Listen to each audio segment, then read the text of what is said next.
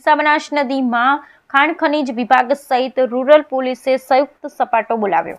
Ranpur Banas નદીમાંથી 4 machine સહિત 13 વાહનો જપ્ત કરી કરાઈ કડક કાર્યવાહી।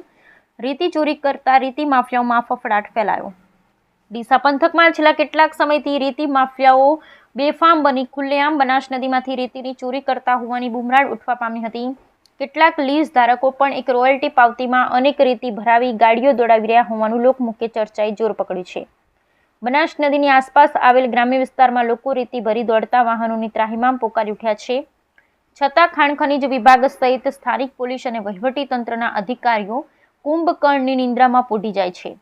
ત્યારે જ જિલ્લા ખાણ ખનીજ વિભાગના અધિકારી સહિત ટીમ દ્વારા ડીસા રૂરલ પોલીસને સાથે રાખી ડીસા રાણપુર નજીક બનાસ નદીમાં ગેરકાયદેસર રીતે ચાલતા ખોદકામ પર ઉચિંતો દરોડો પાડી 4 મશીન અને 12 વાહનો જપ્ત કર્યા હતા। ભૂસ્તર વિભાગની આ કાર્યવાહીથી નદીમાં મંજૂરી વગર ખોદકામ કરતા તત્વોમાં ફફડાટ ફેલાઈ જવા પામ્યો છે।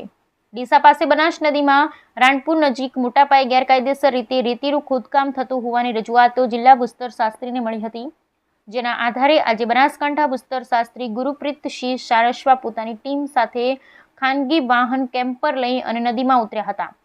જો કે કેમ્પર પર નદીમાં ફસાઈ જતા 1 કિલોમીટર સુધી દોડની ગેરકાયદેસર ખોદકામ ચાલતું હતું। ત્યાં પહોંચ્યા હતા તેમાં તાત્કાલિક ડીસા તાલુકા પોલીસને જાણ કરતા પીઆઈ એવી દેસાઈએ વાહનોમાં તાલુકા સ્ટાફની ટીમને મોકલી આપી હતી।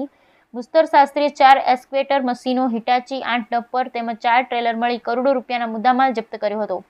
બનાસકાંઠા જિલ્લામાં ઘણા સમય પછી ખાણ ખનીજ વિભાગ દ્વારા આટલું મોટું મેગા ઓપરેશન કરાતા ગેરકાયદેસર રીતે ખોદકામ કરતા તત્વોમાં ફફડાટ ફેલાઈ જવા પામ્યો છે।